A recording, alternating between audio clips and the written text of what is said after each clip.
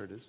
I'll call the meeting order. This is the meeting of the Committee of the Whole for discussion of two items. Please take the roll.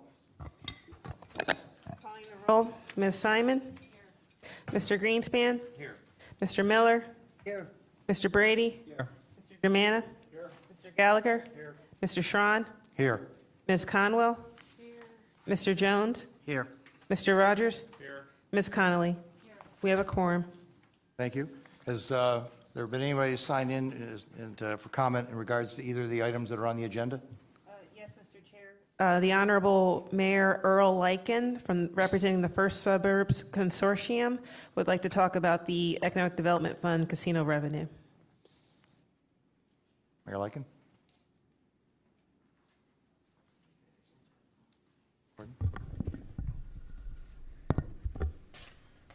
Thank you very much for the opportunity to appear. I am the mayor of Shaker Heights, but I'm appearing this afternoon as vice chair of the First Suburbs Consortium, which, as I think you all know, is a group of 19 suburban communities that, with one exception, actually touch on the borders of Cleveland, that have joined together to forward their common concerns. And these suburbs, as well as Cleveland itself, do have great reason for concern in these economic times, and given what's happened in our region. We've seen a pattern for many years where population has moved out of these areas, out of Cleveland, out of the inner ring suburbs to the outer parts of the county, and now increasingly outside the county. I've seen one report that suggests that we're occupying, in terms of where significant numbers of people live, 50% more territory than we were in 1970, but with, and this report was written a few years ago, the same population. Now the population overall is declining.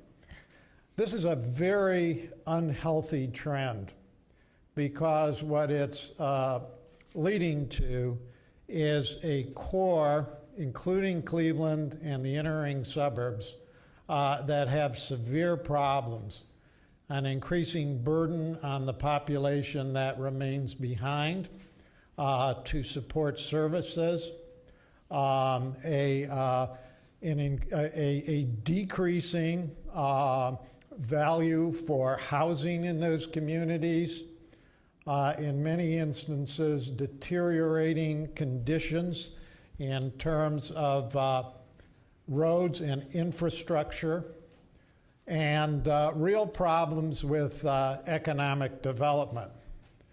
Now, our position is that these problems should not be simply ignored, that our county government, both the executive and the council, should recognize the need to invest both in Cleveland and in these inner ring communities, and help to restore them to the kind of health and vibrancy that they ought to have. Recent trends, based on the statistics coming out of the... Continue for a little bit. We try to have a 3-minute, okay. But please, by all means, okay, finish your thought. I'll try to move along. Recent trends based upon the 2000 census reflect this decline very clearly, with a decline in population ranging from a loss of 6% in Garfield Heights to 34.4% in East Cleveland. Many of these communities have declined in population by over 9%, 10%. And then if you look at the decline in housing values, 20% in Cleveland, 22.8% in East Cleveland, 25% in Euclid, 21% Garfield Heights, 10% Parma Heights, 29.2% Warrensville Heights, 29.9% Cleveland East, and I think 12% Cleveland West. So our proposal, to bring this to a conclusion, is that this is a golden opportunity to reinvest, and we are not, we are committed to Cleveland. We're committed to the county as a whole, but we think it's urgent that greater resources be pumped into the core, or we're going to end up with a donut that's in danger of collapsing if we don't have a stronger core. So our proposal is that we urge the county government to designate 40% of the casino revenue funds for infrastructure and economic development initiatives in the first suburbs, divided equally among the 19. These dollars will leverage additional private investment into our shopping districts, neighborhoods, and other economic development initiatives. This will improve quality in these communities, and we recommend a sunset provision to review this following the first 24-month time period when the casino revenue funds are made available. And thank you again for the opportunity to be here. Do you have that in the form of a written proposal or something you could submit so we can make copies? We have submitted a letter. Yeah, we have that. Is that Okay. Okay. Yeah, yes, that okay. really is our written proposal. Okay. Okay? And thank you. Okay, thank you very much. With having Mr. Lyken, Mayor Lyken? Yeah.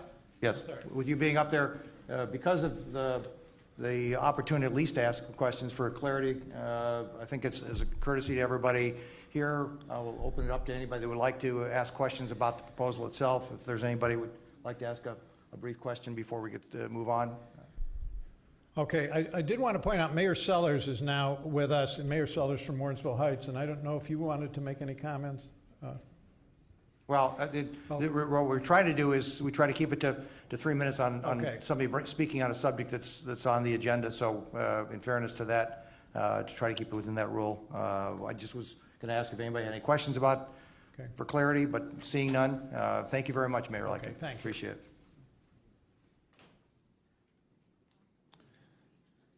Pardon? Yeah, if each mayor has the opportunity to theoretically to speak on the subject matter as a person. On the agenda, did you sign in, hopefully? We can get it after. We'll do it afterward, just speak from the podium. Good afternoon. Good afternoon. Brad Sellers, I'm the mayor of the city of Warrensville Heights, and say good afternoon to all the county council members. I just want to dovetail on what Mayor Lyken is saying. I know that everyone here is concerned about the city of Cleveland and this county not only surviving but thriving.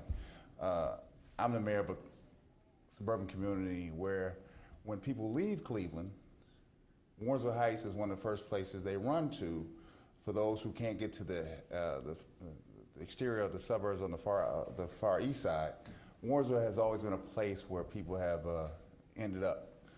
What happens now in this new day of these new economic times, what has happened is that government services have been cut down from not only our positions as being entering suburbs, but also from the fact that the funds that help do some of the programming that we need to take care of our communities with the county government used to provide, exterior maintenance, storefront renovation, road programs, things of that nature, have been cut down.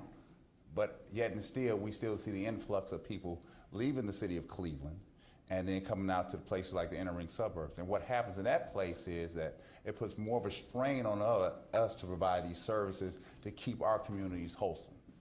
And now we have an opportunity, like many of the other proposals that you have before you, that we can reinvest some funds that have been coming in that will come in from this casino revenue and do some things with these funds. And I'm sure that, reading through the other proposals, that many people have many ideas. Well, I want to say from the entering suburbs, we have an idea too. We're not asking for majority of the funds, but we're asking for a portion of the funds to be directed to the entering suburbs to help keep us wholesome as well as we attempt to rebuild Cleveland. We need the entering suburbs not to be forgotten about. This is a significant amount of population in the entering suburbs. A significant amount of that population voted for the levy to put the casino here in Cleveland, and we're all in favor of that. But what I don't want to be, as we move forward, is this group be forgotten about as we move forward, because there's an opportunity. Otherwise, without the opportunity of helping us out with some funding that could provide roadway and roadway projects and other transformational projects that help connect this county together and keep it thriving, we're going to miss an opportunity. I want to stand here as not only mayor of my city, but as a member of the first-ring suburb communities that think that this is a great opportunity. I don't want us to pass it. And I know that Mayor Lyken feels the same way that I do. Thank you, Mayor Stubbs.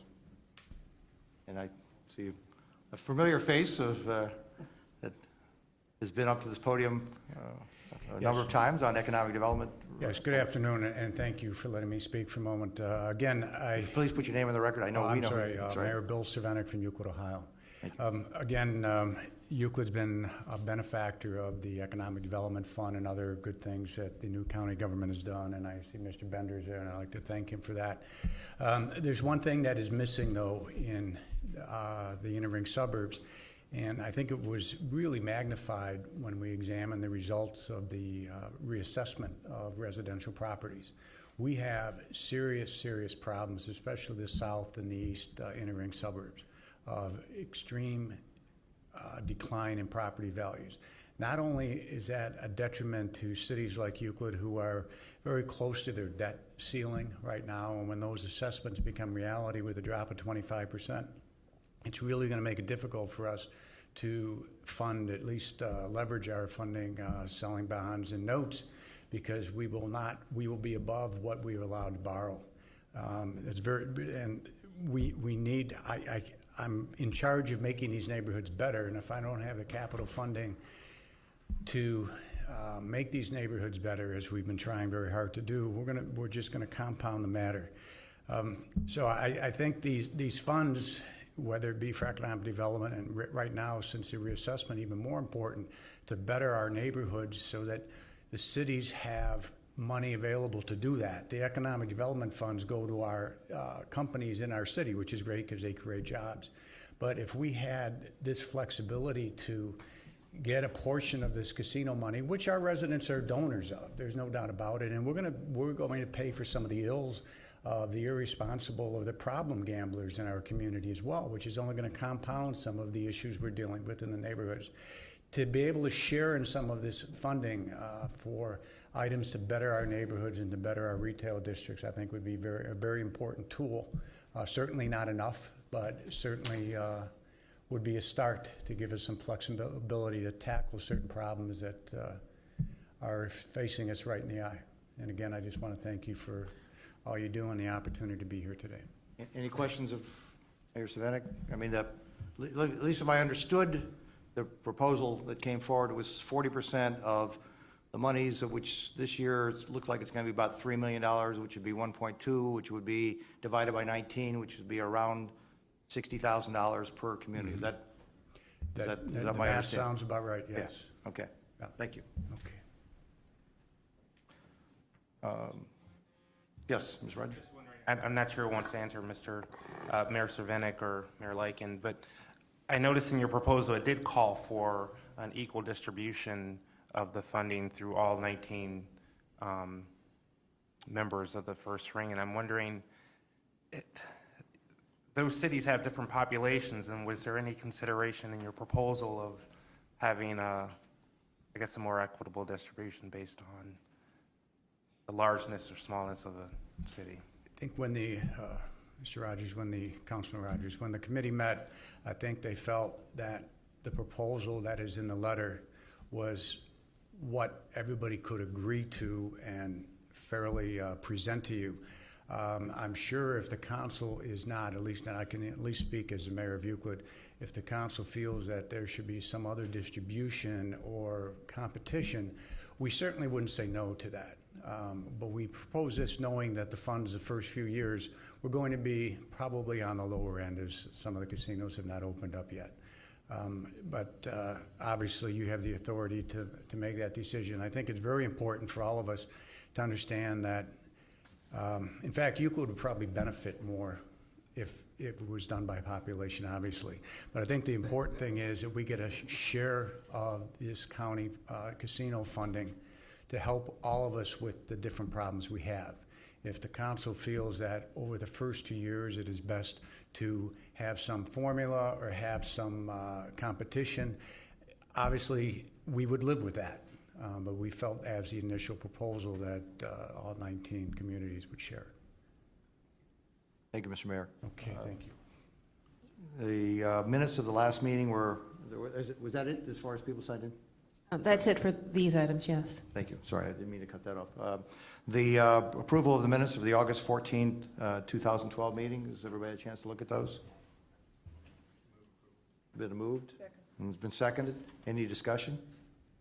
All in favor of approval of the August 14th meeting minutes, say aye. Aye. Any opposed? The minutes have been approved. If we could please read the ordinance into the record. Ordinance number 2012-0011, an ordinance establishing an economic development fund for the purpose of collecting and expending proceeds from gross casino revenues and declaring a necessity that this ordinance become immediately effective. And at this time, I've, as the chair and as the vice chair of economic development, Mr. Brady and myself have a substitute ordinance that would like to move to be substituted. And if there's a second, for purposes of discussion. Second. It's been moved and seconded. The discussion of, in regards to it, because I'm the moving party, at least I'll discuss the concept behind my substitute ordinance, and that is to, instead of the county executive's original ordinance as proposed was to spend the funds for downtown Cleveland, and it did not have a suspense date, did not have a target date in regards to it. It was to lay out those funds to be spent for an unspecified period of time. What I have substituted here is because of we're now hearing that the casino revenues are going to come in at a much lower level than what anybody anticipated in this first year. It looks like it's going to come in at around $3 million after the first 12 months. The next set of casinos will not even go online until the latter half of next year. The casinos in Columbus and in Cincinnati. And so what I have advocated here in this ordinance, and my colleague, Mr. Brady, is to build reserves for that. So the first year we'd have $3 million. Perhaps the next year when we have all full casinos online would be anybody's guess, but probably in the area of $10 to $12 million in that after the end of that 2-year period of time. And that's what this suggests, that there would be a reserve built in there. My colleague, Mr. Brady, suggested that if we see a project or the county executive sees a project that is meaningful within that period of time, we can certainly move that out of that reserve period and put it forth towards a project that would be utilized downtown. This ordinance also then carries with it that those proceeds would be then used that come in for the casino revenue after we built some reserves for the downtown area for a period of 4 years. Total of 2 years to build the reserves, 2 years to be utilized, and by that point we'll have known the kind of funds we have, what they look like, what the reoccurring revenue is, and at that point we would then start spending funds on whatever project we believe as a council, good proposals like we perhaps heard today, would be utilized, so they would no longer be used in just the downtown area. If proposals would be coming forth, they could be submitted literally at any time, but the idea of spending those monies down would not come until after the period for the downtown usage. If the downtown usage was not consuming those for doing the projects that Mr. Fitzgerald identified, and those funds were carried over, so be it, and those funds would be there available for any project that that we feel is warranted within the county. So the idea behind this is build reserves, identify what we have, see what the cash flow looks like, so we can see whether or not it's bondable or not. I saw we had an indication perhaps as tax revenues, but I also have spoken with some other folks in regards to that, and so I'd love to be able to talk about that, because whether those funds come back from the state are any longer called tax revenues at that moment in time, or whether they are proceeds coming back is a question I think that maybe perhaps we need to have an answer. I believe there's a fiscal question as to whether those monies that went down as tax and revenues, when they come back to us, have been recharacterized. So that's a question that I think Mr. Steen perhaps also had raised in the sidebar one time when I was asking that question out there. So with that, I'm, as the proponent, and I would turn it over to my vice chair also to make comments in regards to this kind Thank you. of concept. Thank you, Mr. Chairman. I just want to say that I think the way that I like to look at this from the highest, possible altitude is that, down the road, tens of millions of dollars at least will be freed up to be used outside the downtown area, and it will not prevent money from being spent downtown if the council decides to do that. But as we go along over the next many years, there will be tens of millions of dollars made available for the rest of the county, wherever it is, the inner ring suburbs, the outer ring suburbs, for any project that the administration and this council deems appropriate. And that's the essence of why I'm very comfortable co-sponsoring this bill. And I did speak to Mr. Fitzgerald about this, and he did understand. He liked the idea of spending the money immediately, but he also understood and recognized the value of building this to see whether or not the funds flow in at the rate that makes it potentially bondable. We don't know what the issue will be. It also gives us the ability to predict. I have a higher prediction because right this moment we saw $500,000 come in the first quarter, $1.2 million the second quarter. We don't know what when the casino in Columbus and Cincinnati are going to go online. If they come online at the speed which ours did, it would mean moving it a month or two behind their July-August target date. So what this is this the first check that we will receive with all 4 casinos will be in May of 2014. Just so everybody is aware of where that the first full check of going into the first full year out there. So the period ends. The period ends on March 31st. If it's like anybody else, the 30 days they have ends on April 30th, and so the first check will probably be showing up that first week in May. So with that, that's the concept and the proposal behind it. I did talk with Mr. Fitzgerald, and he feels comfortable about it. He would like to have been able to control the funds, I believe, for a longer period of time, but he understands that there's other valuable, as Mr. Brady has pointed out, other good reasons to be using it in inner ring suburbs, outer ring suburbs, potentially, in the projects that would not fall into the categories of economic development. They perhaps would be just space and place-based, which is different. So as everybody understands, with Mayor Savenik back here, his community, and then in an inner ring suburb, and then outer ring suburbs have received the benefits of the $100 million fund. So all 3 of our districts of downtown, inner ring, and outer ring have received the benefits of the $100 million fund. That is for jobs and job creation. This could be for any purpose whatsoever. So with that, I'll throw it open to questions to either Mr. Brady or myself in regards to the proposal. And it does, I think, bring in the best of everybody's proposal. Maybe the timing is not within everybody's sequence, but it does allow every single proposal that has been brought forth to have an error and be brought forth in this solution. Yes. Me? Just a few comments. I've spoken passionately about entering needs for every single meeting. I'm not going to reiterate it. I just want to point out that Mayor Sellers really follows the trend of the population. When we were redistricting, we saw that there was complete movement out of the core of the population moving into the inner rings. We saw that happening. So I think it's really necessary that we support that trend to make sure that the sprawl doesn't continue and skip over the inner rings and move outward and outward. So we have this, I think someone referred to it as a donut. I called it a desert.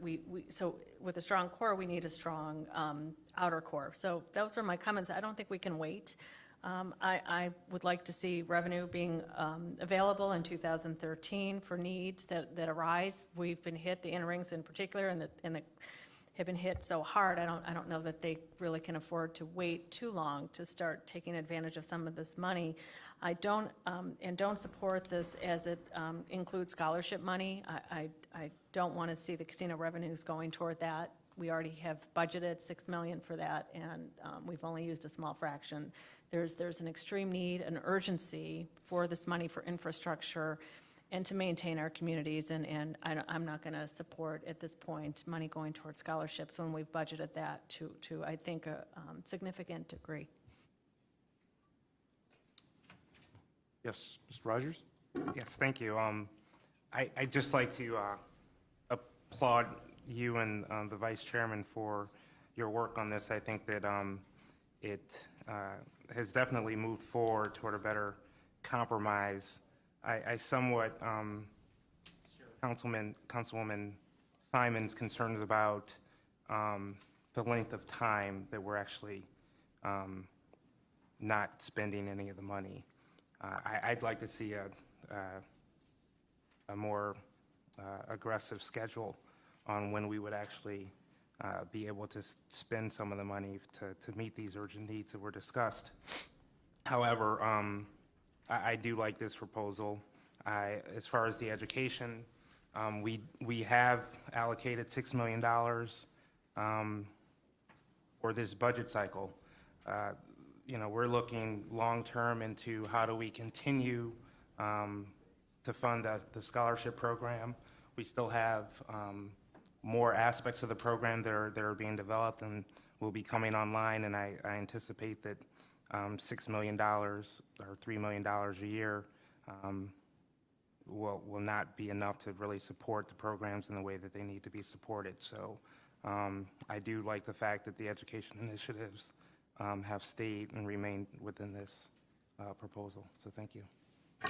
Moving party, and I believe as my co-chair, those are listed as items and activities. It does not go to the extent of identifying a dollar amount in regards to that. And the economic development is broad-based to include inner ring, outer ring, whatever the purpose would be defined by this council at a later date, to include potentially education also, as to whether it's a dollar or $3 million, whatever. And I understand that there might be a resistance at that point to any dollar amount, but there's no dollar amount specifically put in here.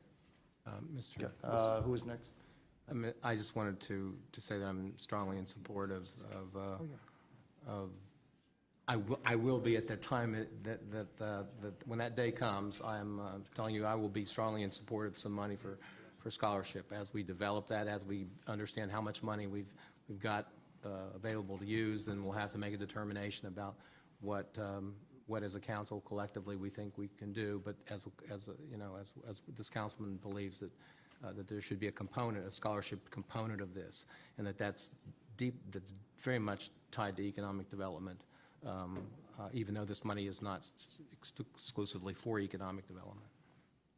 Yes, Council President. Mr. Chair, I agree with Section 2 of this proposed ordinance, substitute ordinance, that would provide that we would maintain the casino fund until June the 30th, 2014, because that is the point where all the casinos will be online and we'll have an opportunity to understand or have a knowledge of actually how much money we have. However, my inclination is in going to Section 3, rather than giving the executive 2 years to use the revenue for downtown development, my inclination would be to move that back to 1 year. The plans can be in the works, some proposals can be sought, and that would give a year quicker to getting this funds to the items in Section 4, which would be the economic development throughout the county and also for the scholarship fund. So I don't have a formal proposal, but I'd like just for everyone to think about that in considering this. Why do we have to have the whole 2 years for the downtown development? We can back that down to 1 year, and then the next year we go down back 1 year also. So I'd like everybody to consider that thought. It would certainly make it more money would go more quickly to the outside the downtown area. Well, appreciate that thought. Any other comments, Mr. Greenspan? I do, but did Mr. Jones? No? Oh, I'm sorry, I apologize. Okay, Mr. Greenspan and then All Mr. right. Jones? All right, thanks. I appreciate that, and I appreciate the work that's gone into this, and obviously, my thoughts have been well stated, and I won't go through and restate them again as far as my support for obviously a strong urban core, but also some prioritization of funding for economic development purposes to the inner ring. As I've said, and I'm sure you guys are aware of, my statement that, the money follows the need, and I think the need is in the inner ring. When we look at the casino revenue that's coming back into the county, and I just heard that number, 1.2 million. So if the county's received over 1.7 million so far in casino revenue, then the city's received close to 2.7 million. And people seem to forget that and believe that the only money coming in is the county's money, and that if we don't put this money there, nothing will happen within the city itself. And I don't want that to be lost. It's not for us to tell the city of Cleveland how to spend that money, but in open review, they've already allocated 15% to the neighborhoods. So, you start to look at priorities of where they place their money. And, I challenge our ability to tell them how we want to spend money within their city. When we had testimony that there's been very little, if any, communication, at least at the point of testimony, between the county and the city on joint agreements with the city, whether it be matching or programming. And in some ways, that flies in the face of our discussions within the county about collaboration. And there's not a plan with the city, a joint plan at least that's been presented that I'm aware of. Going back to my proposal, again, focusing on the inner ring, on projects themselves, I understand the mayor's concern about equal distribution. I don't support that, but I do support project-driven activities. I know the mayor in Euclid has a project that would totally revitalize his community and help grow the east side of the county. I'm aware of projects throughout the county where a concentrated effort of funds would spark interest in what's going on in those areas. And I believe that is equally as important. And we lose sight of that if we look at what's going on within the city of Cleveland with the $5+ billion of activity. If we look at the jobs that are coming in, even without our assistance, I think there was a project, a company's moving 300 jobs here, an international recruiting firm is moving here from London. And I don't believe the county has any participation in that. And that's due to the benefit that the county is and the city is moving in the right direction. So once again, more economic activity happening within the city of Cleveland. Yet, if we don't put a focus on the inner ring, we're going to be challenged. The outer ring has grown despite and in spite of county involvement in the past, and it has done what it has done. But we have to now look at, and we talk about economic development. We don't have necessarily economic development activities in the inner ring, and we seldom have economic development activities in the urban core. We've got economic redevelopment, and it's a completely different aspect of growth, of economic growth. The reason the outer ring communities have development opportunities largely has to do with the fact that they've got physical resources. They've got land that is unencumbered by previous use, toxins, contamination, and so forth, which makes it more fiscally attractive for businesses to relocate out there. But the urban core and the inner ring have different challenges, and it's not development, it's redevelopment. And we need to kind of look at and change our focus when we consider economic opportunities in those two areas. I think Cleveland has phenomenal growth potential already occurring, but I don't see that in the inner ring, and that's why my proposal focused on the inner ring. Now, there may not be support for that in the current proposal. For the current proposal doesn't include the inner ring as soon as I would like. If it was possible, and once again, as the council president indicated, a concept of shortening the 2-year window from 2016 to 2015. If in the other language that I saw in here had to do with the request for early funding, if that early funding could be utilized not in this self-defined downtown district, but county-wide. So if a project was to come up after the initial 2-year period, then with anywhere within the county, then maybe that would be an opportunity for the inner ring and even for that matter the outer ring to experience some benefit from this casino revenue, keeping in mind that the constitutional amendment in the Constitution, if it had intended for all the money to go to the urban core, the cities in which the casinos resided, it would have been put in the legislation, it would have been voted on the residents that way. It was voted on for the core to receive some money, as well as the county in general receive some money. So if there's not support for my proposal, I'd like to maybe float the concept between now and when we consider this again, that after the 2-year period, the request for early spending within there, that the geographic territory just be the entire county and not the downtown district, if the project is so deserving. So I just leave that open for consideration at some point, should this substitute amendment be considered. Thank you. Mr. Jones? Thank you, Mr. Chairman. As my colleagues have mentioned, and as the mayor so eloquently explained, urban sprawl is a concern, and I think it needs to be elevated in all of our minds, the flight that has taken place from the core to the outer areas. And I think this is an opportunity to start to address that. These dollars are being spotlighted by everyone across the county. Everywhere I go, someone is asking me about the casino dollars. What are we going to do? What should be done with them? And these dollars may not solve every problem, but there's an opportunity, I believe, to direct these dollars in a way that address major concerns and bring attention and spotlight what we are doing at the county level and play a leadership role in guiding this county in the right direction. As far as the mayor's made a mention of how they would be distributed in the outer suburbs, I think with time, I also share the council president's concern about the time, seeing it shortened. But the time that we do have, I can see us taking the time, as we did with the Economic Development Fund, to create a formula for how these dollars are used.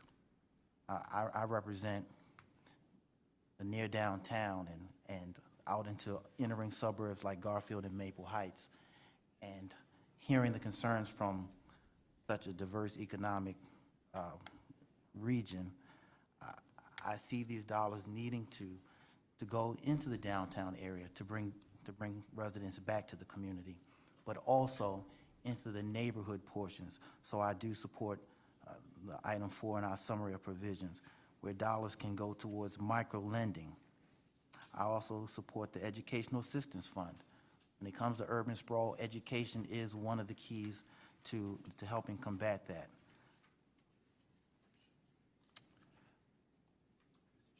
Mr. Miller? I'm sorry, I didn't mean to cut you off. I thought I'll express myself, so I'll stop there. Mr. Miller was next, and then Ms. Simon. And Ms. Joanne, did I miss you? Mr. Chairman, to my colleagues, first I would say that what we have on the table is a proposed substitute which would make this diversion before the committee, and I think it gets us closer to some kind of a resolution. So on that basis, I certainly will support substituting this as the first step. As is proposed here, I support the notion that we shouldn't just start spending casino money as it comes in. However, I would prefer that rather than having a specific date that we're going to hold it until, I think it's more a matter of seeing what kind of proposals come in, how much money comes in, and when we get to the point where we think we can have a meaningful process and be in a position to select among very high quality proposals, I think we should move forward on that at that time. I also do think that the council president's proposal has merit, that we should move to a broader approach as soon as possible. And regarding the scholarship money, I think that it would be a very important project for this council to determine what the long-term funding mechanism is for the scholarship program, so that we know that it's going to be continuously funded on an ongoing basis, and hopefully we can do that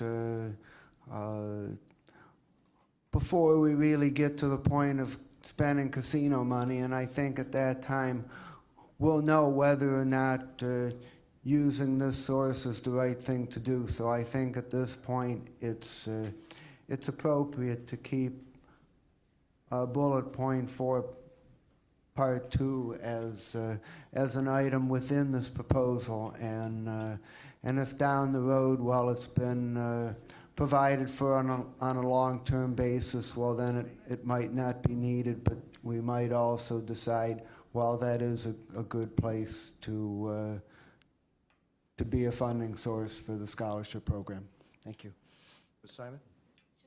Thank you, Mr. Chair. Just briefly, I just wanted to remind council that my original substitute proposal would provide for 50% of casino revenue going for economic development purposes, 50% to the core of Cleveland, and for the rest of that non-core, that zone.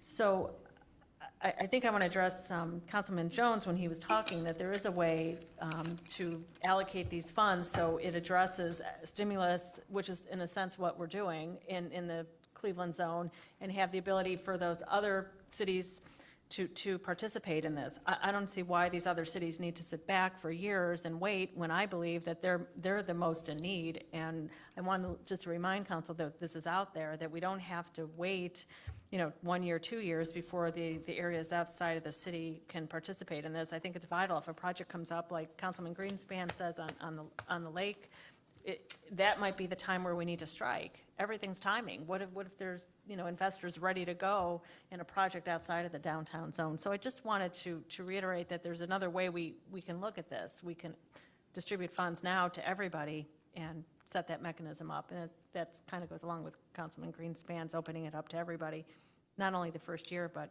all of it. Giuliano? Thank you, Mr. Chairman. My thoughts is there's so much need, and it's a shame that these casino funds really,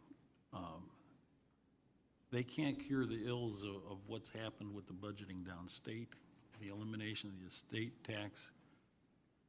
Some of these cities that have been depending on the proceeds from the estate tax in order to sustain themselves, there may be other problems. I think that in Section 4A, just saying that we only could use these funds for economic development throughout Cuyahoga County. We already have the Western Reserve Fund, the $100 million fund for economic development. We don't know, by the time that these funds are going to be released, what problems, what cities are going to have. I think we need to put economic development and other needs. And I can't identify the needs, but we shouldn't just restrict the economic development. We already got the economic development fund. If there is a great economic development program, fine, but if there's other needs that these cities have because of the loss of the estate tax in infrastructure, capital, I think we should be able to consider them. Any other comments? Just, Mr. Chair, I agree with that I would agree that it should go to infrastructure needs or whatever they need. We're not really here to determine what's best for the particular community, so. And in the spirit of Mr. Miller's comments, that this was an attempt to put forth a substitute piece of legislation that tweaking things like, it was suggested perhaps that the word shall be as opposed to be replaced with may be used for education, as opposed to using the word shall in this language, perhaps using language of other needs.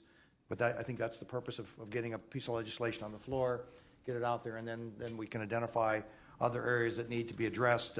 From the chair's standpoint of hearing comments, that I think that one of the things that is that this cash is going to be a very finite element. It's not infinite, and it does not have the ability to grow to take care of. When we talk about $3 million this year, you divide it up amongst 19. I can almost guarantee you that there's 40 other communities that we just left out by the word 19.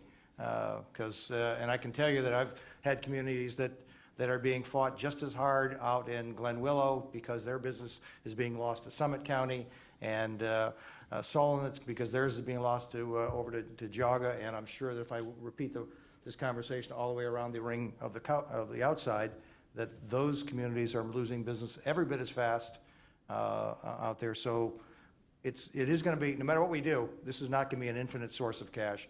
And $3 million, I hate to say it, and there's no media in the room, but it's not even a rounding error on our total budget. So it's going to get lost pretty quickly. And if we were to put $60,000 in any of your operating budgets, my assumption would be. So we need to think long and hard, because I think there is core development going on. You look at University Circle, that's in a ring suburb, and that's it's going. You got going up the hill in the hotels and where those projects are going. You're starting to move into developments of that area. You start looking at Euclid, and you're looking at outer ring, first ring suburbs with Lincoln Electric, and so there is development going on in a lot of places. The reason for why Ed came forth with with county executive came forth with the core, at least initially, was to make sure if you walk across here, you see empty storefronts in Euclid Avenue, just within 2 blocks, a block and a half of where this casino is that's generating it. So I think that was the purpose for him, at least focusing on that initially. It makes sense, I think, to at least see whether the $3 million is going to grow to $10 million the second year, and start to set it aside. I do hear the council president's suggestion, and perhaps maybe the idea I would throw out as a concept to everybody is to use the same language that was brought forth by Mr. Brady for the county executive being to pull things forward from the first 2 years, would be to pull things forward in the third year of this plan out to the suburbs, if we should find that there is a legitimate need to do that. That doesn't mean that the downtown would not have access to it, but if there's a program that was so strong that we pull it forward, that we could pull it forward the same way as the language is that's been utilized. So throw that out as an idea. It gets very close to amending what you're talking about, and throw that as a concept out there.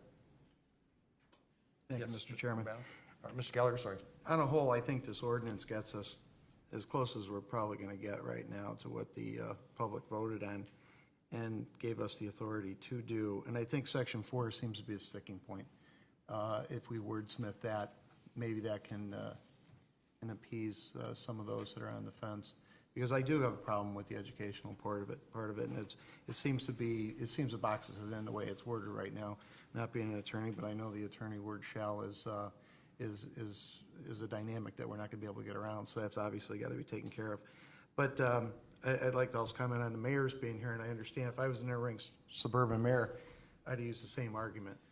But if on the flip of that, if I was an outer ring mayor, I'd use the argument that while people are leaving, your suburbs are coming to mind.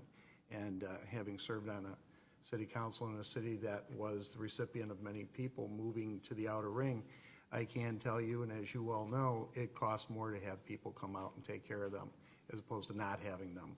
So there's clear arguments on both sides that are good, and nothing that we do is going to be a panacea that's going to take care of everybody.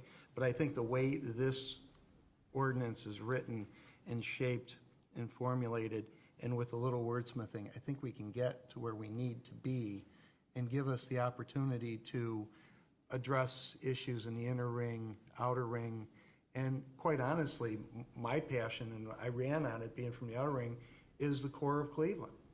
And I think we all have to keep in mind that the greatest movement of people moving anywhere in this county in the next 10 years is going to be to downtown Cleveland. It's already happened. And the game plan's already set. So we have to keep an eye on that.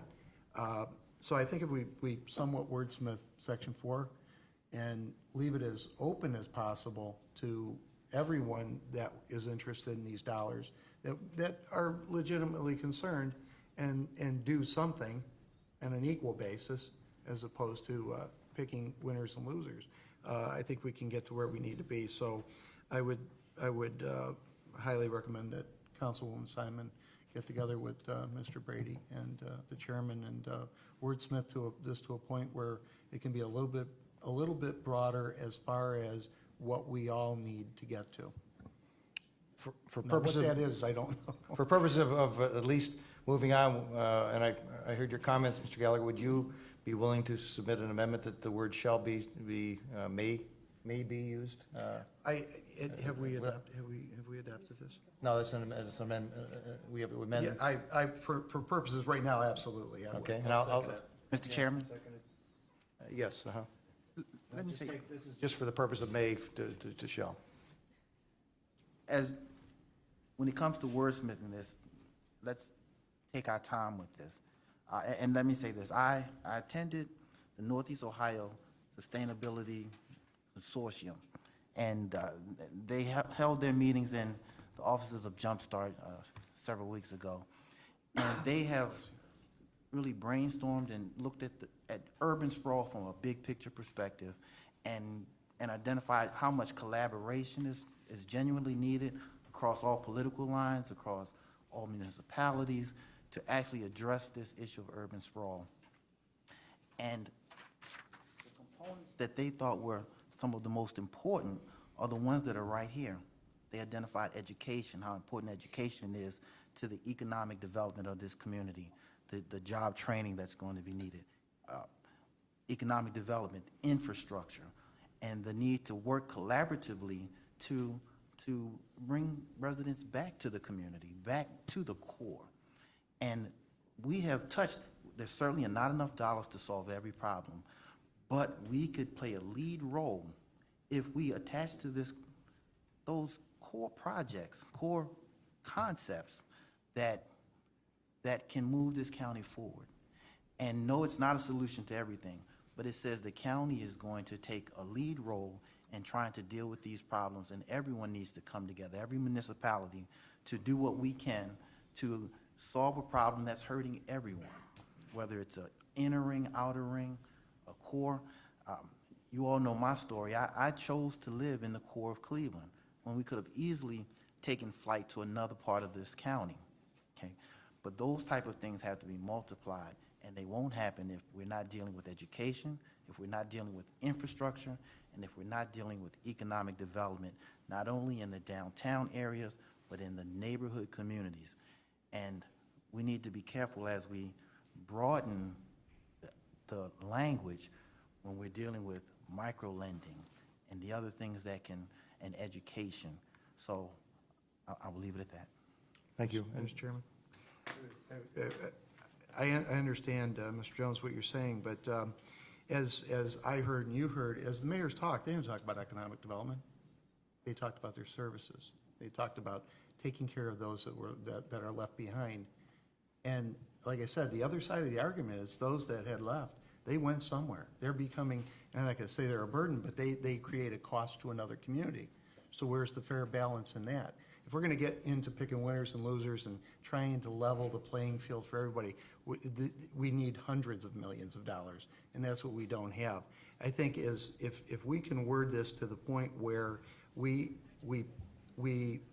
in some fashion pick projects that go to the benefit of the whole, meaning the county, and we'll have to figure out what that is. We're further along than picking inner ring, outer ring, or just downtown. We can't pick winners and losers, because once you pick a winner, or you consider a winner, someone else has lost. And the movement, while unfortunate, it harms both ends. It's a cost to those to where they go, and it's a cost to those where they've left. So I don't know if $10 million a year, if this got to $10 million a year, could even get us to where we need to be. Mr. Chair. I heard the mayors express their concerns in their communities. But their problems aren't only in their community. If they originated and started in their municipalities, they could solve them. But they're impacted by forces outside of their community. So although they expressed that concern, we have a responsibility. They may have said how they would like to see divided over 19, but we have to still look at the entire county. And I do support the chairman in the fact that I don't think we should focus on maybe simply 19, but we certainly are not neglecting them. We have to look at a bigger picture. And again, the solution, I think, is still in these 3 points here. And it will take a melding of what they have brought to us, their concerns, and what we see a bigger picture concern is. Conwell, I think you were next. Yes, to the chair. I think Councilman Germana hit the nail on the head. There's just too much need for us to pick this project or say inner ring is better than outer ring or urban core or whatever. But I do think you need a strong downtown district. You need to attract tourism and make it stronger. I'm in favor of this proposed substitute. I feel that it is moving council as a whole in a specific direction, and I feel we need to have a long-term plan. You've heard various comments from various people on how we could tweak this a little bit, but I think this is a good piece of work, and it is moving us in the right direction. Mr. Chair. All right, Just one thing. Yeah, and hopefully, no, I'm trying to, believe it or not, move it along. Believe it or not, but people would think, why would I want to move something along? But Mr. Brady. Your seriousness is only exceeded by your good looks. That's right. Yes, thank you. I'm just trying to understand here. So we have, there are 3 different sections, 3, 4, and 5 are the areas in which right now we've talked about some type of discussion. 3, where Council President Conley suggested. Yeah, let's stay with the motion. The motion is to replace the word shall with may, because there was a question as to whether it's mandatory, that education, and I think Mr. Miller raised a valid point. Where's it going to fall in our budgetary process if we find that this council, which I've already gone on record saying that I think we should be putting $6 million into our biannual budget every single time for education. Right. That means that maybe diminishes the need to put education in here. So all we're doing is talking about the word may versus shall for purpose of the amendment. I assume your discussion staying on that amendment, right? Those were the 3.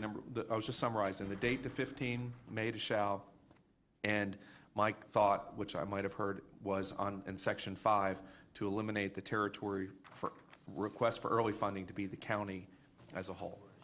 So those were just the three areas. I know there's only a second for one. No, the only amendment that's on the table is the may for shall, right? I understand. That's the only item. But to the president, she just asked, my comment was, the territory for early spending shall be the county, not the specific downtown district. That's all. If a project comes up, then it comes up. It doesn't matter where it is. Yeah, that's not in the form of an amendment. There's only one amendment on the table right now. Well, I'll call the question. I'll call the motion. All in favor of replacing the word shall with the word may as it appears in section 4, say aye. Aye. Any opposed? The amendment is now, I'm sorry. I wanted to say clearly I don't support the shall. I mean the may portion. It should be shall.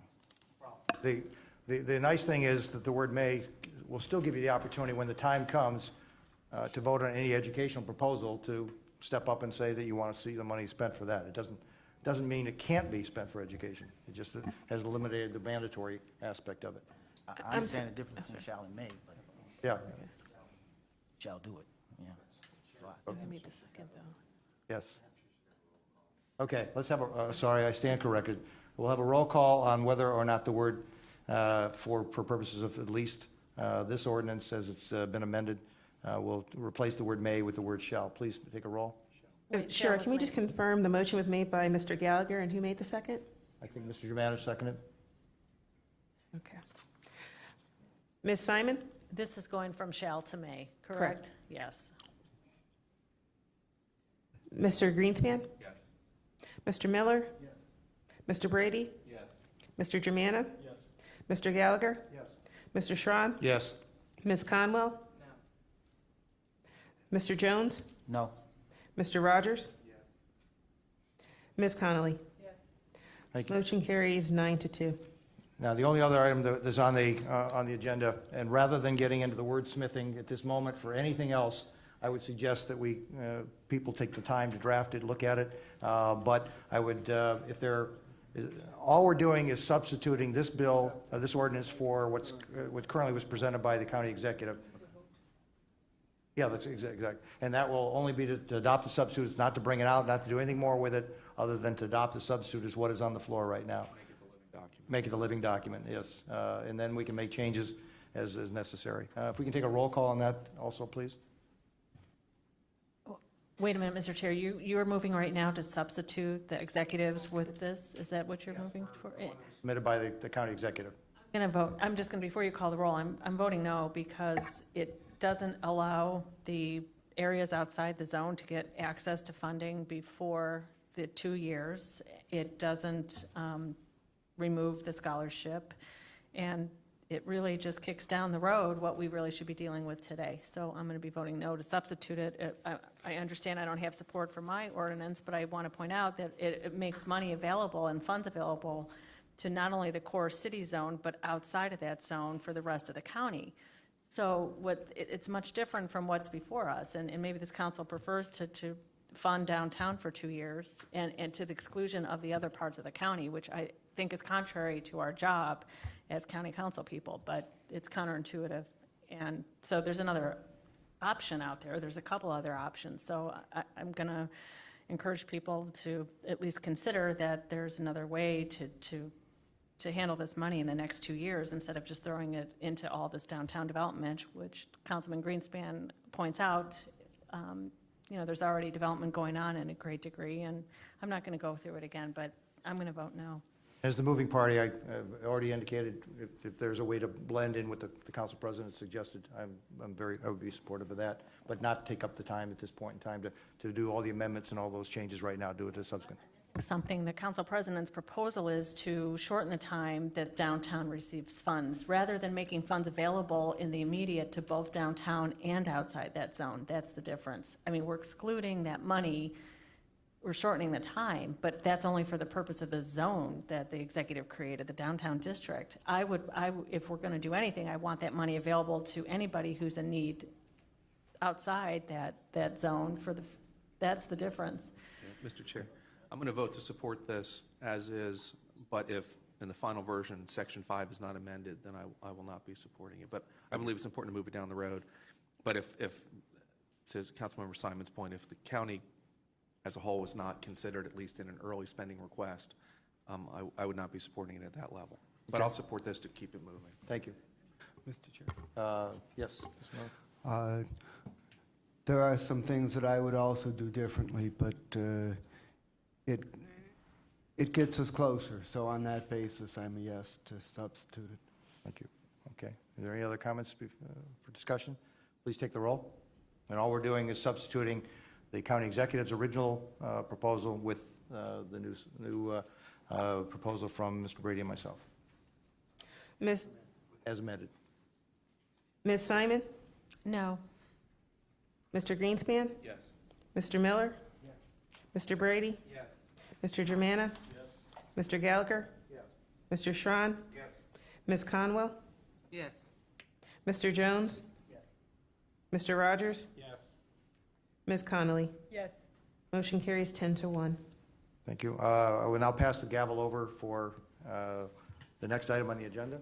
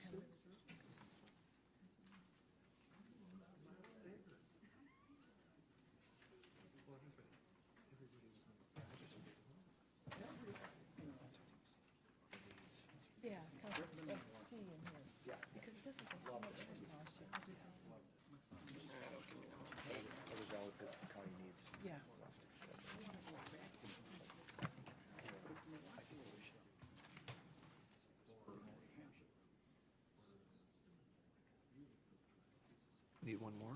Reading record? Yeah, I'm ready. If you're ready.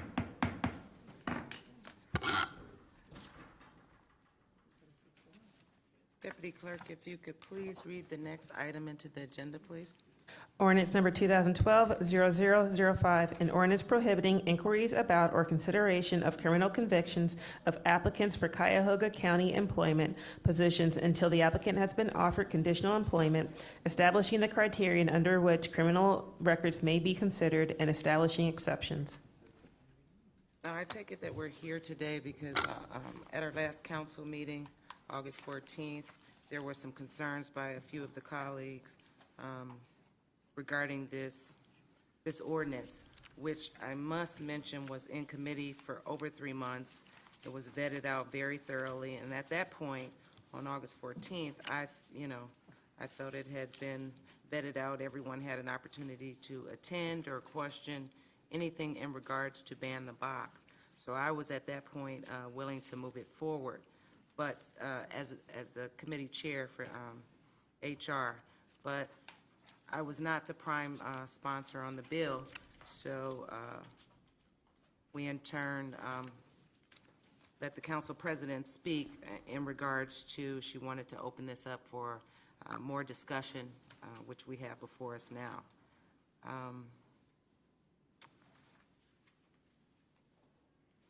I would believe we'll take it from my left to my right, if there's any, since I feel that that's the direction that the disagreement is coming from, and then we can go down the row. So from my left to my right, and then we will hear Left to right or right to left? Sorry, yeah, from my right to my left, there you go. Great, well, thank you. Thank you, Madam. Is stopping you, or is it, okay? Well, that's, it would be Councilman Greenspan, which would be first up, because I know he has something to share. Well, I was hoping it was just directional, because we try to be non-political, but Mr. Brady again.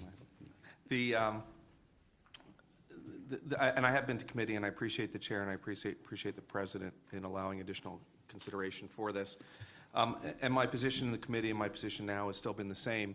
And so what you have before each of the committee members is a proposed amendment to add language under the exceptions provision that fundamentally, and I'll walk through, and Councilmember Schron and I can walk through this proposal, that basically says and agrees with the concept that the question that we're talking about, the ban the box question, should only be asked to positions, I should say, in which general law places eligibility restrictions based on criminal background.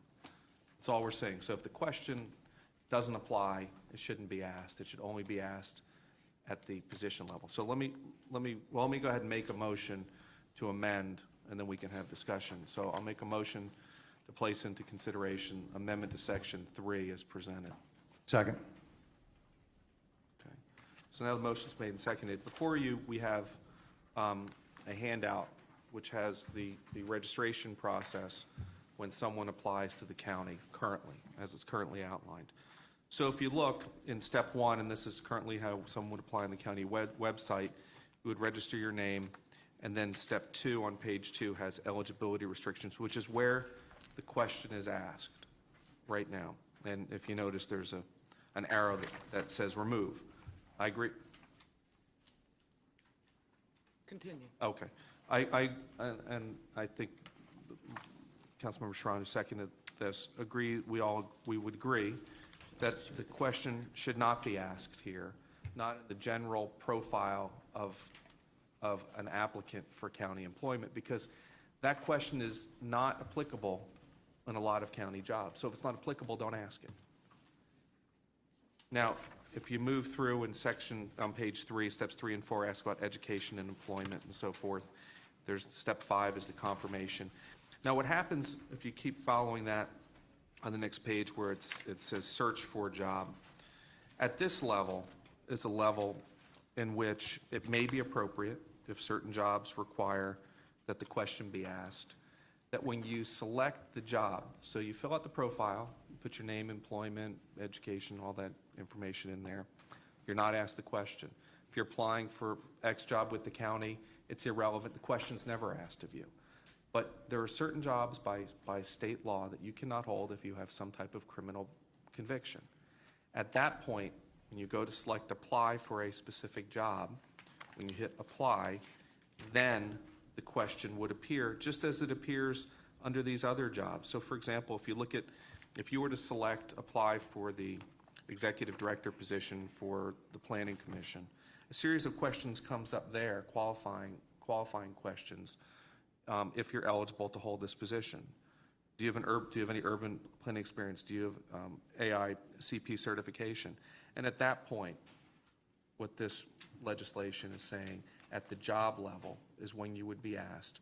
Because if you're not eligible, it would be fair to the applicant to know at the beginning of the process if they're ineligible.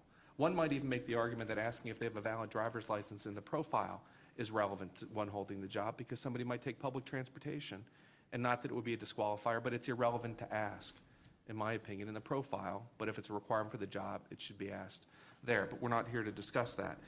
The only point is, if it's relevant to the job, it's fair to the applicant, it's fair to the county to know at the application point, not the profile questioning. So that's the purpose for this. I agree it should not be asked unless it's applicable to the job. Thank you. Madam Chair. To your point, you mentioned the application point versus the profile point. Correct. And I do believe Councilman Schron said that that we do not have a physical application, that this is. We've gone electronic on our application form, just as if you are applying, excuse me, Madam Chair, apologize for jumping in. Yeah, just if any of us have turned a name into the Charter Review Commission for a name for submission, those names are all done electronically, and they're going to be vetted through an electronic process. And the idea behind that, there's not a sheet of piece of paper that people are filling out. As a matter of fact, I've met with Mr. Mowry in regards to this. The logical thing is to have a kiosk sitting there in HR that any applicant can come in if they don't have access to a computer. We should be providing that as a tool for them, so they can come in and they sit down and give some guidance as to how they answer the questions and how they work through it. Or they can go to the library, they can go any place, even if they don't have a computer, because that's the way everybody is applying for jobs in today's environment. It does mean that the HR department has to do a little bit of additional keying in and coding of those jobs, but they already know which one of those jobs are today. They know which jobs require, or I'm sure that's all information that's available to them.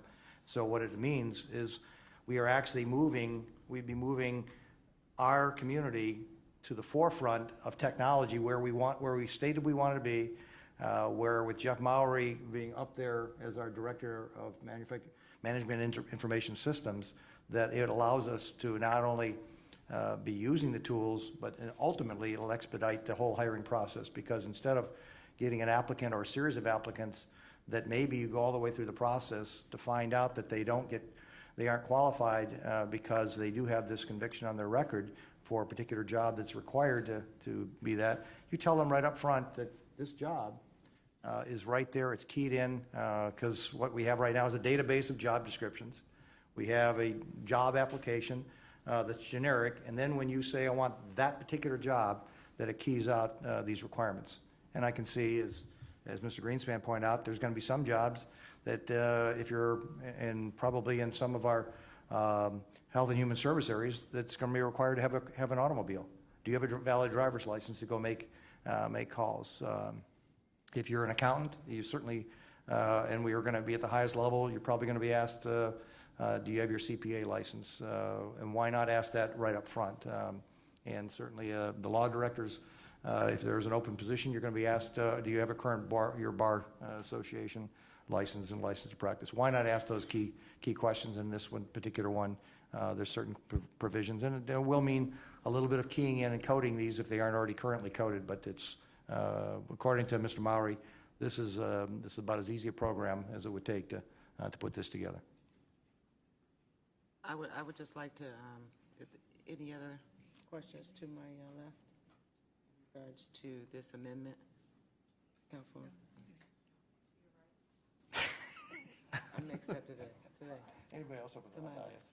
I would like to hear from our Director of HR, since she wasn't available last time, if that would be okay with the chair to hear. Yes, I'm going to bring her up. I just wanted to go down the line and see if there's... Not ready to really get into that till I hear.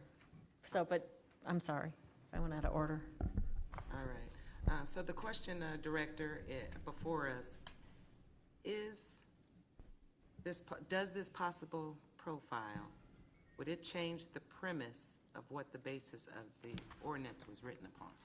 Yes. Good afternoon, council persons. Mr. Chair, if I could address some of the issues. The county has 593 active positions, which means at any given time, out of those 593, we're posting. The application that you have before you is the current application. It is online. We have kiosks set up in HR, and the profile is the first 4 or 5 pages that are before you. So an applicant fills out the profile and they're in the system. Then when they look up a job that they wish to apply for, they click on that job and they move on. The questions are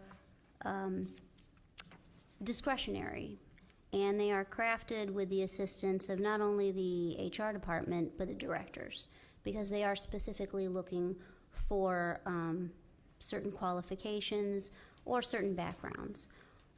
What we do with these questions is not necessarily use them as a bar in the HR department.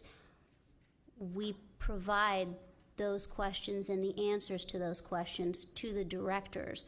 They then work with their HR teams to determine whether they want to interview everybody or whether they want to bring some people up to the forefront because of the way these discretionary questions have been answered.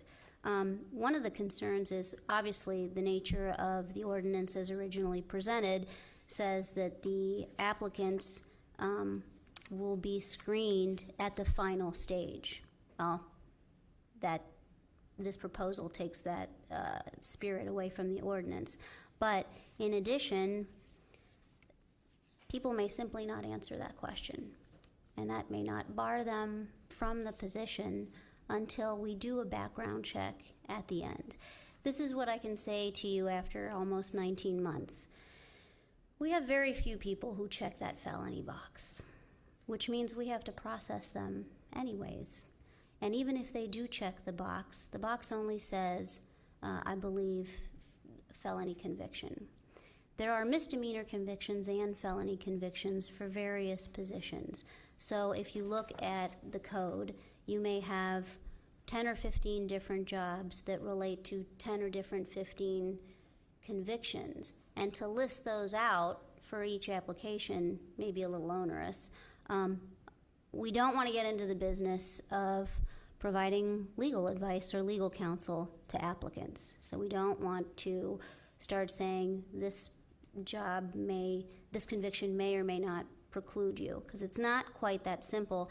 And as a matter of fact, I believe back in March of this year, I provided a pretty lengthy memo to council setting forth the concerns with how each of these positions have subtle nuances. What I would propose from a ministerial point of view is that if this ordinance should pass as is, the administration be given the opportunity to come back before you and say, this really is creating a problem because we have a floodgates of individuals with convictions who are applying for jobs, and administratively we're taking them to the end only to find out that they don't qualify. I'm telling you that to date, that has not been the norm. That has been the exception. The other thing that we could consider, if in fact we see that there is an administrative problem, is rather than dealing with the application, put in the job description or the posting, these positions may be precluded by the following crimes, but I would suggest that I would work with the law department to determine what those are, because one of the other things that I mentioned in my memo is that legislative changes are constant. And so We don't want to be putting information in our postings that's incorrect, that has changed, and so I need to work closely with the law department for specific postings when and if they are an automatic bar based on certain crimes. So that's one option that we could look at. But to date, the fact that the felony box has been in the application has not elicited a lot of diligence with respect to the information we receive if that box is checked, because we don't get a lot of boxes checked. Now, that doesn't mean that at the end we still don't get people with convictions that could have checked the box and chose not to. But the fact that you're leaving the box empty does not suddenly mean I'm not going to take you through the process.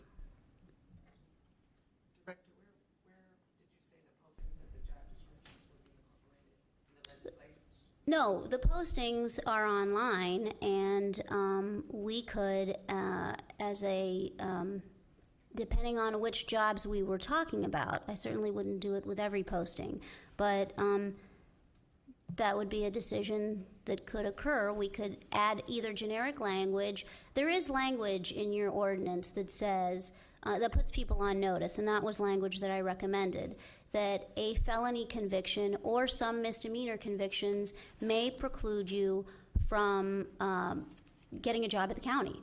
And I believe that I asked that that language be substituted where the box was, so that as an applicant, well, I know best if I've been convicted of a crime. I may ask the question, wow, they've got that language that says a felony or a misdemeanor might preclude me from a job at the county. There's no reason they can't pick up their phone, call the HR department and say, hey, I'm applying for this position. I have a conviction for this. Is it a problem? And we could have that interaction. We don't get a lot of calls like that, but it's there, and that's why I felt strongly that that language of notification remain in the application process at the forefront. What I'm suggesting is, on a case-by-case basis, for certain postings, working with the law department, we could state, for example, that a social worker position, certain felonies and misdemeanors will preclude you from the position. I don't know that we want to be as specific as listing them all out. I actually would recommend against that because they change. And because I have a legal obligation as the director of HR to do that nexus test that is set forth in your ordinance, regardless. So if I see that it is actually a conviction that bars unilaterally from the position, then that ends the nexus test. I don't have to take it any further. But a social worker may have a theft conviction that may not be one of those automatic bars, but may be fresh enough based on what they're going to do that I am still recommending that that person not be hired based on the facts and circumstances in that nexus test. So I wouldn't want somebody to think, well, if I have all these crimes and mine is theft, I'm good. That's not necessarily true. At the end of the day, I may still determine on objective criteria that, okay, you weren't a child molester, but you have a theft or an aggravated robbery that's close enough in time that through the nexus test it still bars you. So I'm still taking them through the whole process. So I do have concerns with listing specific crimes in the posting, but I don't have any concerns with notifying employees or applicants that they may be precluded from final consideration. Thank you, Madam Chair. And again, we spent a lot of time on this in committee, and I apologize to you that these same questions that I know you've answered time and again, the committee you're going over, although it's important. And the only thing that I'm stuck on, and I think you know where I'm stuck, is when you do the background check. Wouldn't it be more prudent, and I don't think I've heard a good argument against, putting the background check before you offer the job, after qualifications? Here are the qualifications we need. Check, do you have them? So you're going to check the qualifications. At that point, wouldn't it be wise to do the background check? And that's the end, because if you get past that, you're going to get the job if you're one of the if you're the final person. If you can't get past that, it's over. Well, we do a conditional offer, Councilman, based on two things. The criminal background check, which there have been times where, let's say, an applicant has a hit, but it's an arrest. Right. That's not going to preclude them from the job. It may be a misdemeanor, and now the nexus test says, hey, go talk to the applicant and see what happened. And they say, I've got an expungement. I continue that process, and I say, bring me the expungement papers. Not all documents, unfortunately, and not all computer records are completely accurate at a certain point in time, and that's happened. And that's exactly what the EEOC guidelines that were recently promulgated addressed. I also have to do a drug test. So the candidates are told, and we are working in terms of trying to reform our hiring process and streamlining it. Although I will say today at my county stat presentation, I showed evidence that we take from start to finish anywhere from 3 to 3.5 months. That is exactly on target with other county agencies, Franklin County, some of the others today that were in my presentation. Metro Health, with respect to nurses, takes 3 months. So that's to say that what we're trying to do is hone in on our process to make it as efficient as possible, but we're already on target with other communities and companies. Eaton also takes 3 months from start to finish, and that includes the background check and the drug testing. So our process is very much aligned with not only what sister counties are doing, but also with some of the private sectors. And I know that the trend is to remove that felony box. I mean, that's what the guidelines that were promulgated by the EEOC have stated.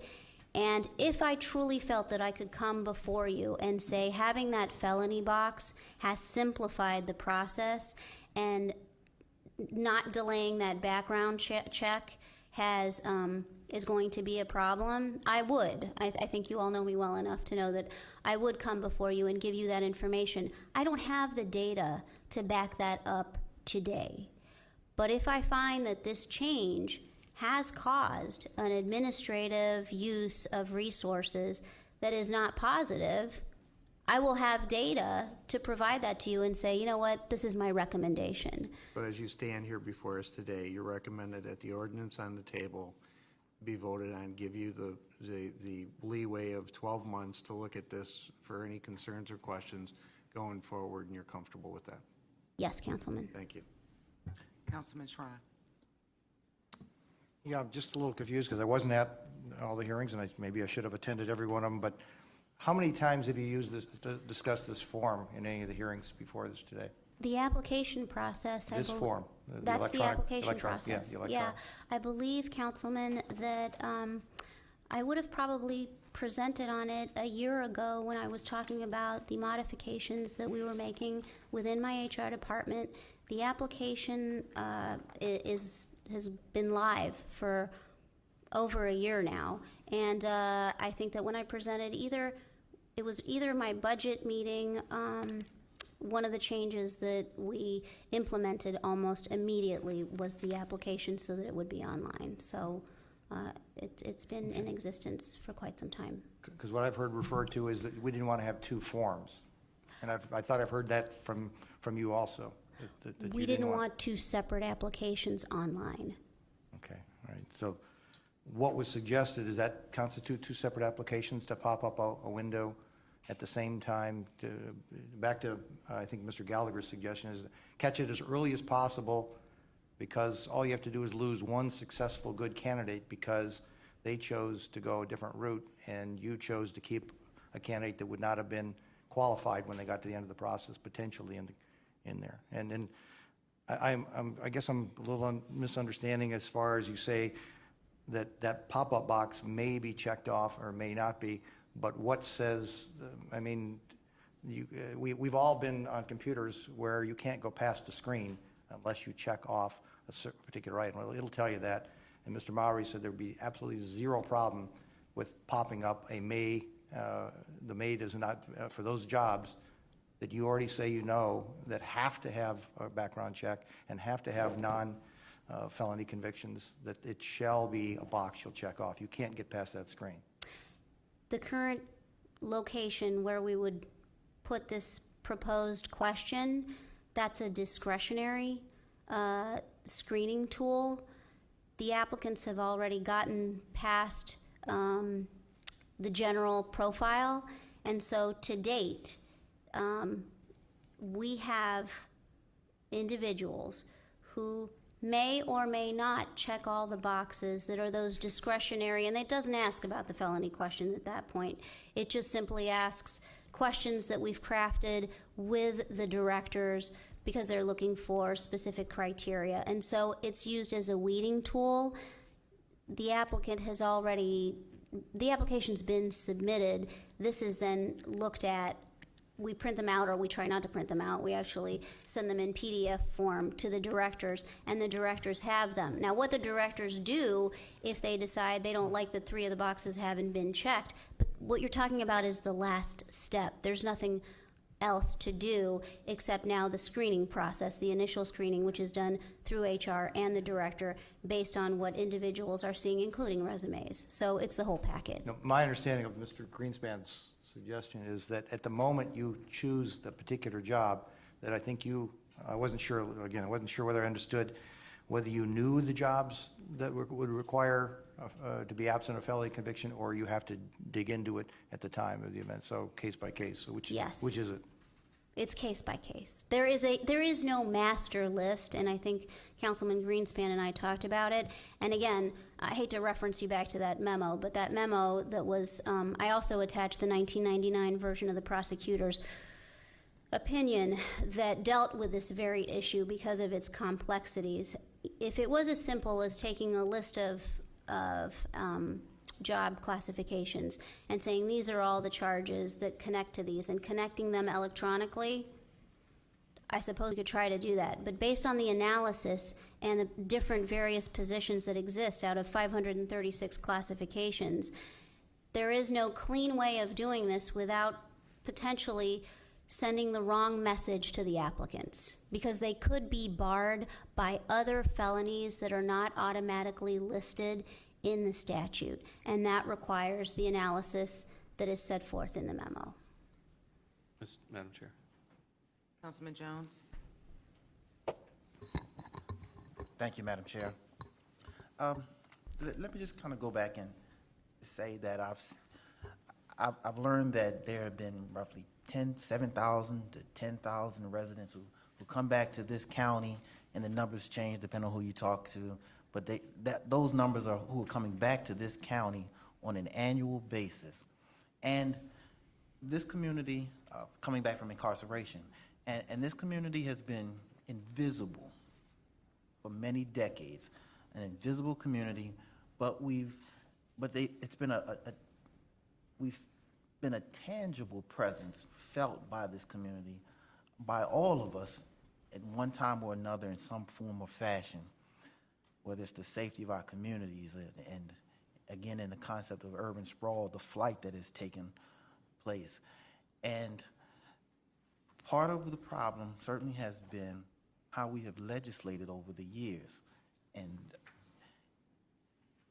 although I certainly respect my colleagues and their amendments and their logical, coming to logical conclusions as to why they have presented them, I think we have to go in a more pragmatic approach, because this community has been hurt, this county has been hurt by what we call collateral sanctions. This legislation that has not given people who have paid their debt to society an opportunity to go back to work. It's not a moral obligation anymore. It's a realistic obligation that these residents need to work and not have to choose other options.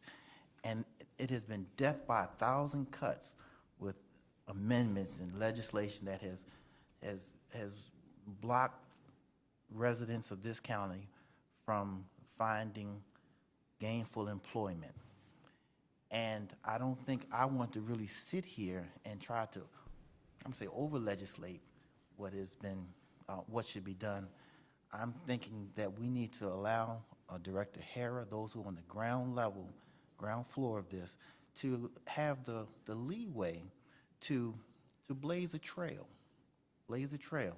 And she says if there's something wrong, then in a year she can look back and say, well, here's how we can improve it. I want to give her that opportunity, and our chair who has brought this legislation forward, the opportunity to try that. And then I would be much more receptive to codifying any success she has afterwards, if it was necessary. Councilman Greenspan. Great, thank you. And actually, that's why, I mean, Councilmember Jones, you hit some very prudent points, and I agree with you. We have a segment of our population that has faced some challenges. That's why I'm in favor of removing the box when not applicable. But where applicable, where there's a precondition of a criminal record, I believe it should be asked up front, so the applicants hopefully will answer the question properly, and they will know if they're eligible to continue with the application process. If they're not, it's fair to them. It's fair to our HR department, because it's one less application they would need to screen, because we're going to find out at the end of the process if the applicant has a criminal record. Now, to that end, if somebody answers incorrectly, I've done this in my professional practice, that person is prohibited from ever applying for a position with the organization in the future. If you lie on the application process, if you lie at the door, you're going to lie for when you're employed. It's a different subject, but and that could be addressed more administratively than legislatively. But I don't think it's inappropriate as a pre-qualifier for understanding the qualifications of the job, just like you ask if you are a CPA, if you have certain social work credentials, if you have your law degree, or you're active with the bar. If that's a condition of you holding the job, you should know, you should know, and the county should know up front. If you put that you have an active law license on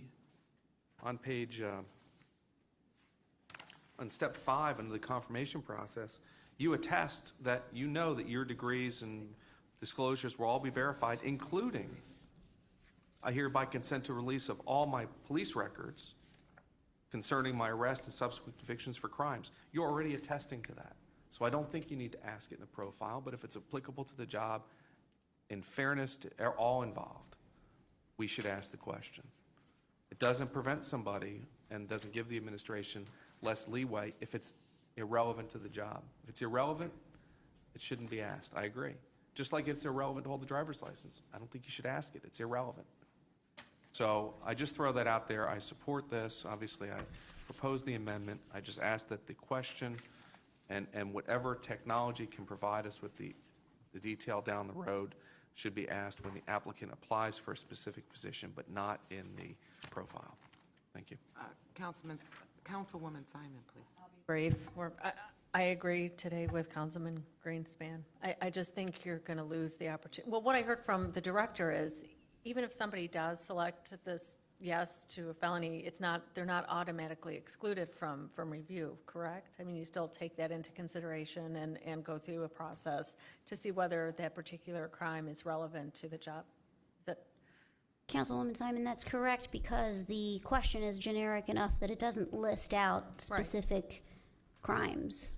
Correct.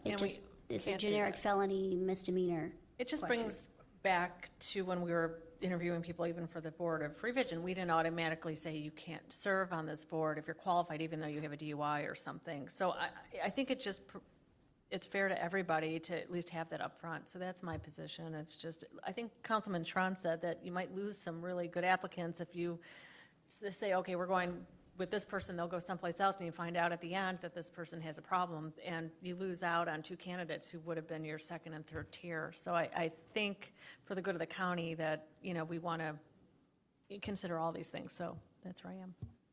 Councilman Sharon. Brief also, because I have hired people personally with felony convictions, looking eyeball to eyeball to person. So I make that statement because I support the concept of being completely fair and looking at it where it's appropriate and looking at the right job. But to agree with Mr. Greenspan's suggestion is where the job is going to require it. I don't believe there's anybody up here who would want somebody who would abuse children to be taking care of the kids. Why not ask that question up front and ask them. And then if you see the felony convictions there, it just gives you that much easier way to go. And we also know, I'd be willing to bet, that you have people that lie on applications.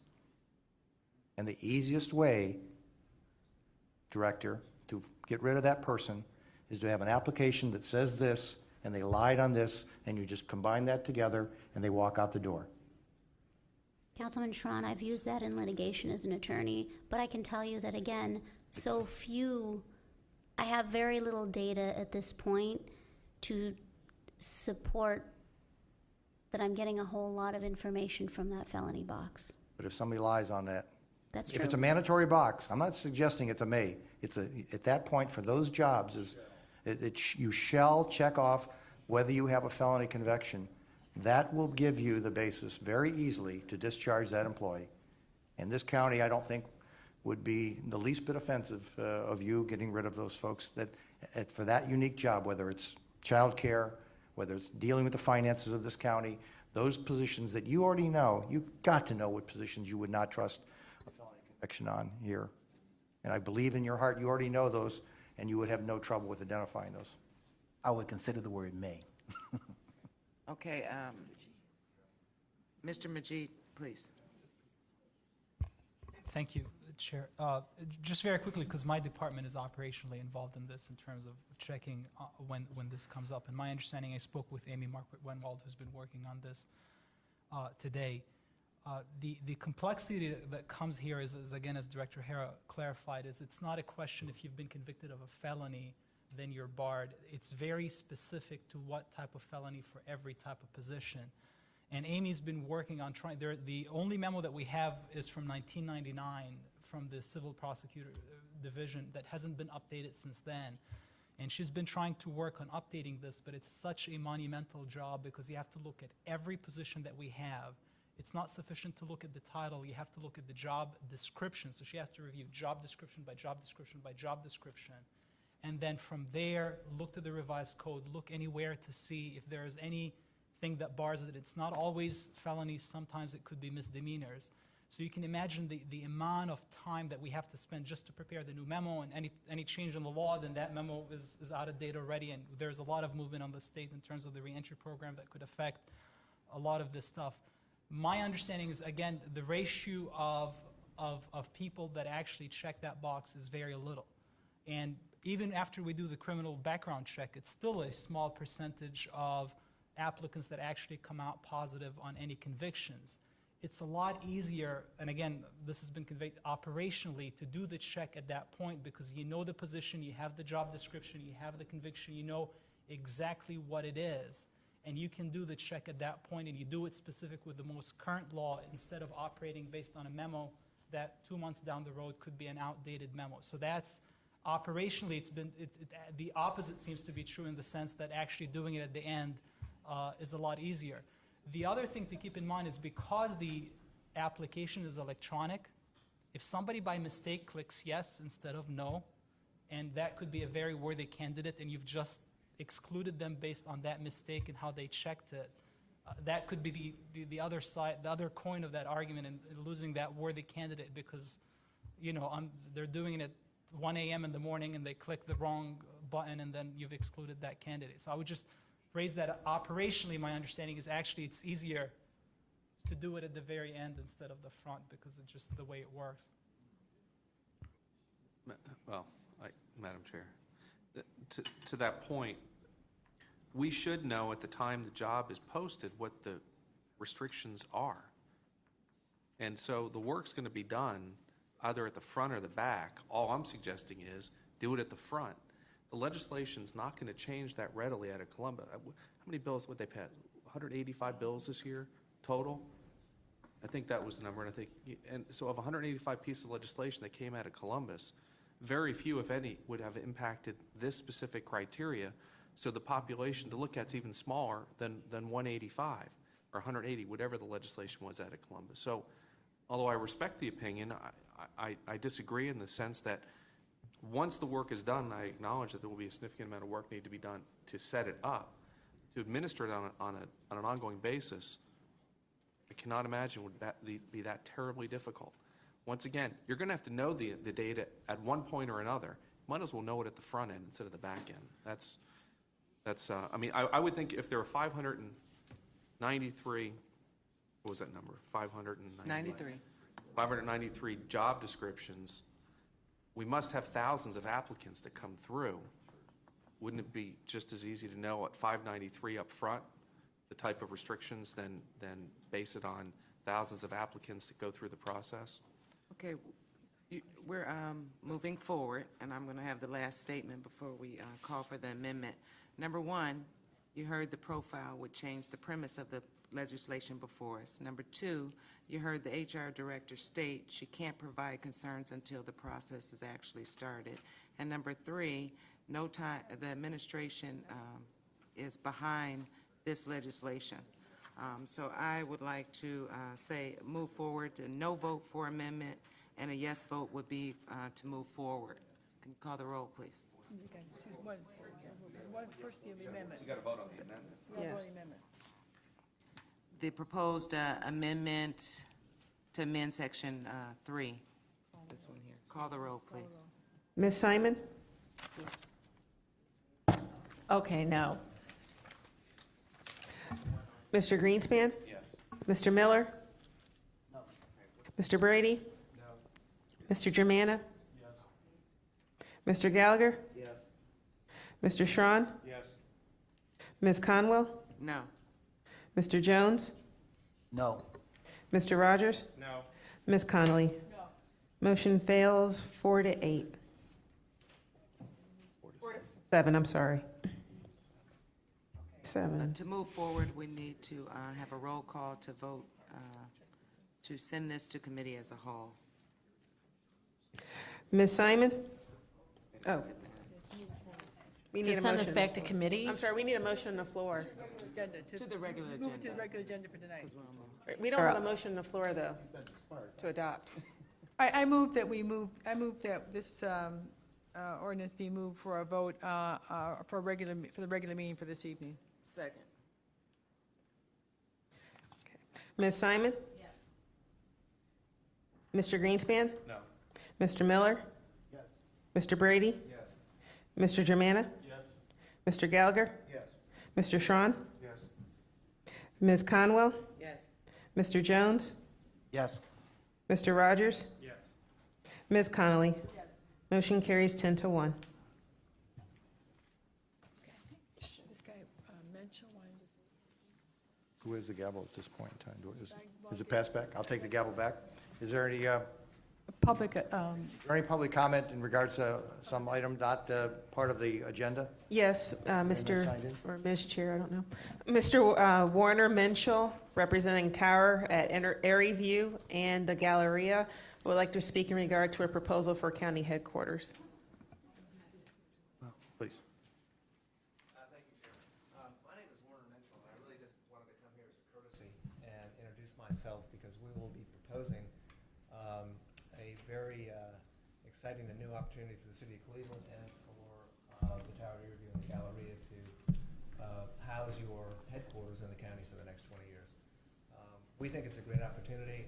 I'd like to add that the process has been as good as one as I've ever seen, and we have competed for and won headquarters for companies or countries actually, such as the European Union. We developed their headquarters in Washington, D.C.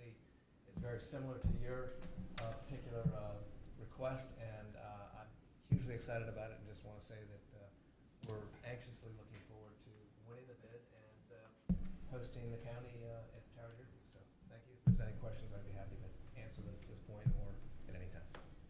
Thank you very much. Thank you for sticking it out. I didn't realize. It was very enjoyable. Thank you very much. Really? So is paint drying. That's right. That's right. Are there any other questions or comments? Hearing none, adjourn the meeting, and I'll hand it off to the president for the next meeting. all right, you want to take about a 5-minute break, and Mr. Applebaum is here for the work session.